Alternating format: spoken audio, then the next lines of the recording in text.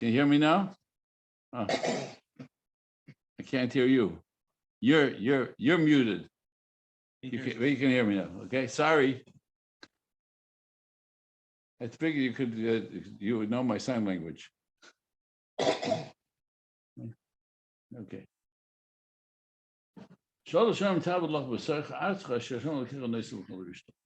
the middle of this parsha, where we're told, you're gonna you came to Kodesh Baruch Hu Har Sinai, you said we can't be Makabel Torah directly from Hashem. We need to have a Navi. And Hashem says, absolutely, you're right. I'm going to give you a Navi. And you can know the friendship between a Navi Emes and a Navi Sheker. What's the next mitzvah? The Torah gives out of this. Oh, there 51 mitzvahs in this parsha. Shoftim. Yeah, Parshas Shoftim has 41 mitzvahs.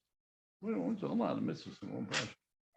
What's the mitzvah that's going to follow right after that Hashem is going to give us a Navi? Yeah, set aside three cities of refuge.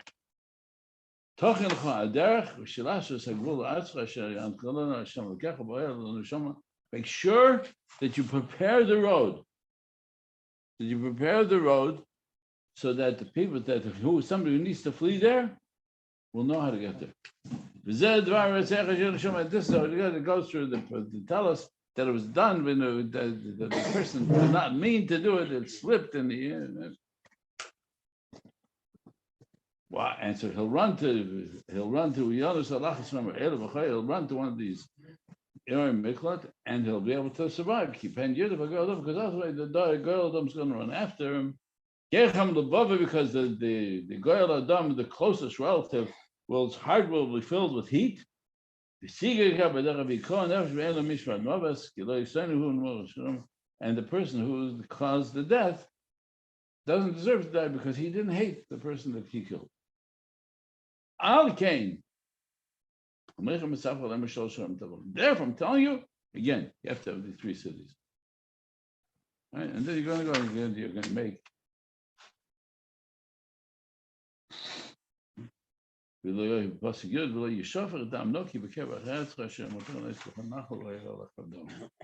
it should make sure that the innocent blood shouldn't be spilled. But if the person is hated the person and he plotted to kill him, they don't have compassion. Make sure you take him out of there and so yeah, it's sort of coming back from Colorado a little bit. Sounds a little bit like the Wild West. Yeah. The guy sitting out there at the edge of the city with his bow and arrow, waiting. Just let's see if he's going to try and leave. Can't be shot. Because we know that Klal Yisrael lives with Mishpat. We live with Sanhedrin. We live with judges. We live with Tzedek. So we recognize that the real shot of the Goyal Hadam was the person to enforce the sentence of the Beis Din. That if the person stepped out of it, they said, "No, you can't leave," because the Sanhedrin said you have to sit in Golos. And he's the one who makes sure that the person is sent into a Sanhedrin, that the person who caused the death is tried, given a fair trial, and then sent into Golos to the Aram Miklat.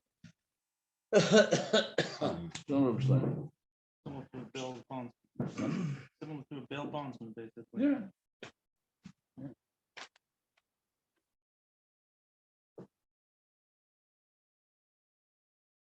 So if we just take the kernel of this one mitzvah, the Aram Miklat, put into perspective.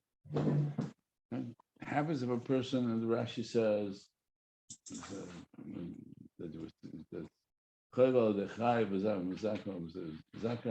that the person causes another person's death. It's not by accident. It's accident because the person never intended to do it.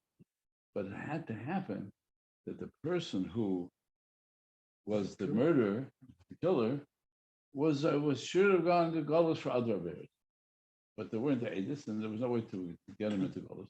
And the person who was killed really deserved to have Mises Bestin, but because there weren't the Edim, or the Edim were craven, they couldn't, the Sanhedrin couldn't convict him, couldn't kill him. So he was supposed to die anyway. And this person was supposed to go to Golos anyway. And therefore, this accident had to happen so that the person who deserved to die would be killed, and the person who went into Golos goes into Golos. And they have to be there until the Kohen Gadol dies, right? And the Kohen Gadol has to daven for these people, and the Gemara says that if mothers of the Kohen Gadol would make clothing for the people in the mikvah, they should daven that the Kohen Gadol shouldn't die. These are a ganze Tshum of Klal Yisrael's involvement with each other, one into the next. That there is nothing that happens in Klal Yisrael that's an accident. We don't see it. The Baruch Shalom has a cheshbon for everything. Hashem loves there should be everything should have be accountable. Hashem loves mishpat. One of the Robinsons told my sister, "Give her a lift." My sister, "Oh, coincidence." He says, "Coincidence is the word mikra." The famous mikra is rak hakol min hashemayim. Nothing is. Coincidence is mikra. Mikra is nachamo. Rak hakol min hashemayim. Hakol. Rak Hakol min hashemayim. Mikra. Very good. Great. But then we realized that if it's not them, it's not just them. Every part of Klal Yisrael is involved with their mikvah, not their mikvah. So we were by Yosef Itzkowitz's bar mitzvah, and his uncle, was not Old, his mother's brother, got up to speak. And he says, "I want to tell you a story." He knew where he was. I don't know if he was there at the time or he knew about it. Between World War I and World War II, the yeshiva in Baltimore was established. Yitzchak Ruderman was brought to Baltimore to be Rosh Yeshiva. And Baltimore already was at the point a very strong Jewish community. They had yeshiva, they built the yeshiva, and it's been. Rabban Kotler Zechasad Levacha came from Europe to raise money. Came from Europe to the United States, and he went to Baltimore because Baltimore was a city with the yeshiva. So he figured that would be a good city to raise money. And he went knocking on each door. He got a list, he knocked on each door. It wasn't much there. And he came back to our brother and was very disappointed. So he told the woman, he said, "I understand you, I'm raising money for Torah. How is it possible that knocking on doors and people don't?" So he says, let me tell you why. He says, this Parshas. Yeah.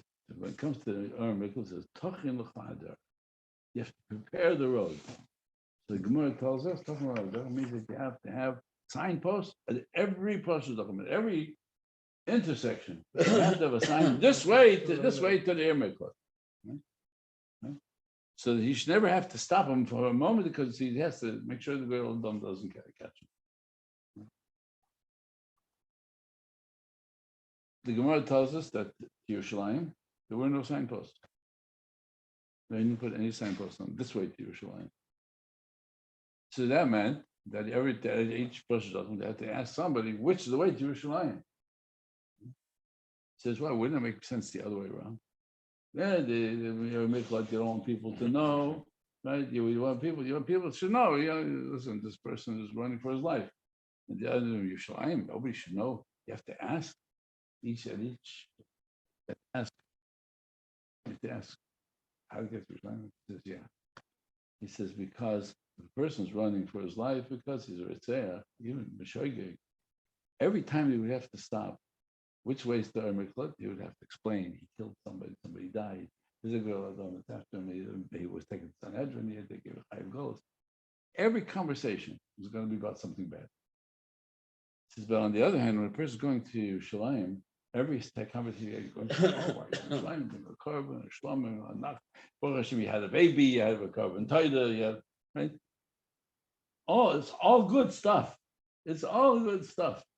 So you want people to ask and talk about good things, about karbonos and atshuva and being a course of HaKadosh Baruch Hu. That's what you want people to talk about. So that's why they didn't have any growth. They didn't have any signposts. So they should stop and have these good conversations at every crossroads. So Rav Ruderman told Ravon, says that's why you have to go knock on every door and talk about yeshivas. Yeshiva and Torah, how important it is and how it's essential is. It doesn't make a difference if you get money for it. What you need to have is that people should be talking about Torah and yeshivas and how important it is. Yeah? The help rates, it's just that. The difference between the Miklat and the path to Yerushalayim. Because every part of Klal Yisrael, every single Jew in Klal Yisrael affects each other. There is no, the Hashgacha Pratis is that for Klal Yisrael, every single Jew affects everybody else. Shalom Sergio. Okay. Just on the time. Right? Good. The Miklat, the cities of refuge were designed so Klal Yisrael should learn that every Jew affects another Jew. So we start off Parshas Shoftim.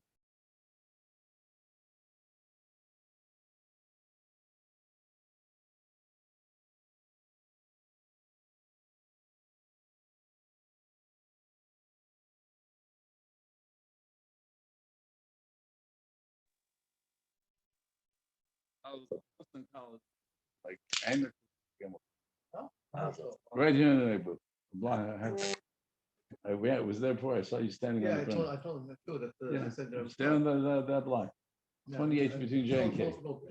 Goldblatt. Yeah. I knew already before. You knew about it before. Okay. No, big secrets we keep here. Yeah. Never saw it. Told you. Yeah. Yeah. Okay. This furnace says, he says, every single mitzvah in this parsha is linked together. From the mitzvah of Shoftim, you have to make sure there's judges, make sure there's people that enforce law, make sure that people teach Torah, make sure that people enforce Torah. You got to know that you have to have a melech, you have to have a melech with which will help run Klal Yisrael, the government. You have to have it, but it has to be and you have to know, you have to have Nevi'im. Hashem says, I'm going to give you that you have to know that when there will be a Navi that will tell you what to do. To listen to one people would be just like Moshe Rabbeinu. Right? Yiftach v'darek, Yishmul v'darek. Yishmul v'darek, Moshe Aaron. Moshe Aaron v'chayano. Ushmul v'kayay shemoy, kayrim oh, Yanem. It tells in every door, for the door that we have, there has to be those who are ready to take responsibility for direction for Klal Yisrael. All the way to the end of the parsha, which is the Egel Arufa. The Egel Arufa is when a person dies, gets killed, out in the field, on the road, and nobody knows who killed him. Right, you got to measure to the closest city, and you have to bring the Zakanim from the city, and they say that we didn't kill this person. Of course, we know that. But again, they should have prepared themselves to not let a Jew wander out all by himself. They left the person go out with Bali Levaya without somebody to accompany him. To leave a Jew alone, we're responsible for it. So we're responsible for Shoftim, we're responsible for judges, and Nevi'im, single individual. When we sit here in El and we start thinking, okay, today is Yom Chamishi B'Shabbat. How many Yom Chamishis did I have this year? 40 some odd. What did I do with my Thursday nights? What did I do with my Sunday nights, and Monday nights, and Tuesday nights? What do we do during days? What do we do? You know what? I can see this, that I have to be accountable and think about the effect of all of my choices. And if I can do tshuva for those choices now, I am being masaking everything that happened since last Rosh Hashanah. Because we're all connected. There is no part of Klal Yisrael that's disconnected. Every part of Klal Yisrael is connected, from its leaders to the level the person is wandering all alone. So that's why after we're given haftacha that we're going to have an Nevi'im, so then the next mitzvah is Ori Mikvah. The Melech is responsible for the direction of Klal Israel, the Shoftim, No, but the Beit Dayanim, whatever. But who's responsible for the stranding individual? Who is every single one of us is responsible for every single individual. This is the fun. It ties the whole parsha together. But it's a perspective on how for us to see a whole year. What do we do with this whole year? So it's not only do we say, okay, now I'm going to do tshuva, a whole year I didn't have to do tshuva. It's now I can see how everything that happened during this year is connected to whatever I am today. The times when I davened the right way, times I didn't daven the right way. Times I thought about Hashem, times when I forgot about Hashem. I've told the story a number of times. It's always one day I hear it from my father's son many times. The Rebbe B'Zishin and Rebbe Melech, the two brothers, went to Golos. They wandered around Eastern Europe, Russia, Ukraine, so it's a total of 20 years.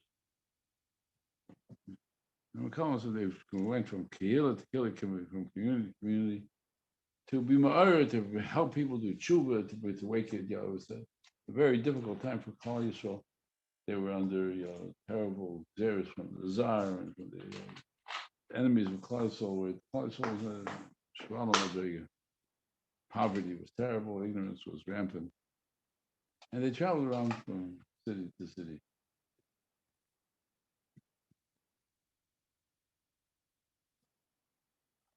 In order to try to lift up Klal Yisrael from the depths of their depression. And so a number of stories told about the in those 20 years, many different stories are told about this. A couple of swarms that were written, put together on the travels of the two brothers, the two holy brothers. But the one that my father used to tell over is they came into a town and they saw that there was a Yid that was davening. That was the morning. He was davening Miyam V'Layla. He davened like a whole day. He was davening. Sometime in the middle afternoon, he was done davening. He was up seeking to daven, and he davened for hours. And then he go out to do some work. So there was one. It's so interesting. What's he say? He's got to sit. He's davening so many hours. So they're about to leave. They're about to leave the town, and they thought they're going to ask. They went over to him. Reed, why are you davening so long? You're here early morning till late in the day. He says, I'll tell you what, I have to admit, my father had enough money to pay for a malamed to teach me Aleph Beis, and I learned how to read. But that's all he had money for, so I never learned what it means. So I don't know where Shachar starts and ends. I don't know where Mincha is. I don't know where Ma'ariv is. And I don't know where the tefillos for Shabbos are, for the old Siddur. They had everything. They had Rosh Hashanah, Yom Kippur, Slichas, everything was in the big Siddur. So I figured, listen, if I don't know what I'm really supposed to daven, and I'm embarrassed to ask, I daven from the beginning of the cover to the end of the cover. Yeah, I guess that's the end of the Siddur. I said, such I should spending so much time. But they would do you a favor. They took a piece of paper and put it into, made Torah strips, And they said the first strip of paper is where Shachar sent. The next piece of paper is Mincha. The next piece of paper is Marv. The next piece of paper is Shabbos. Next one after that is Halal, and then Yom Tov, and then Rosh Hashanah, Yom Kippur, Slichas. A dozen pieces of paper. This way he would be able to not have to download it. He says, "Thank you so much." And they left, and just after they left, a wind blew the open door, blew all the pieces of paper out. Oh, great! Now I'm going to have to download it over again. He went running after them. So they're running, they're leaving the city. They hear somebody yelling, "Come back, come back!" The general rule was when you hear somebody was chasing after you, you run faster. So they start running very fast, and they see he's running after them. Come back, come back. Okay, they see that he's trying to get close to them. So they did kvitz zaderech. They're able to leap distances very quickly. The Yitzhak, what they did, he said, "Okay, kvitz zaderech," and he started leaping from one part of the road to the next part of the road, catching up with them. He sees catching, he keep running, come back, come back, come back. He sees he's running after them. They came to a river. The Brazisha reaches in the pocket, pulls out a handkerchief, pulls it up, gives a shmais to the water. The water splits, they go through, and keep on going. This Yid saw what they did. He got to the river, he reaches in the pocket, pulls out his handkerchief, hits the water splits, he goes chase after them. At this point, they realized that the man who's chasing after them cannot be such a simple person. They stopped. They said, "Okay, what do you want?" He says, "Rebbe, all the pieces of paper blew out of my siddur. I'm going to have to daven the whole siddur from beginning to end." They said, "You know what? You're doing just right. Daven the way you've been davening." But we get this intertwined with Klal Yisrael and the greatness from the greatest of tzaddikim to the most simple of Jews, right? From the Shoftim to the Egel Arufa, to the Ritzeach, V'Shogeg, Ritzeach, V'Mezid, a Navi, a Melech, all Klal Yisrael connected to each other. So if that's the case, then we know that we come to the Elul, is because we're all connected to each other. We're connected to every day of this year and to every single Jew that we have. We have the ability to make that connection. And if we do that, then we'll be zecher that this year will be a year of Shnas Baruch Gula Yeshua. Because when we show that Kodesh Baruch that we love Klal Yisrael and we care about each other, and the Baruch says, "Okay, that's what I want from you. I want you to show you care about each other. I can show you I care about you too." I saw this little blurb somebody sent around, name of one tzaddikim. Yeah, I think the name of Nachman.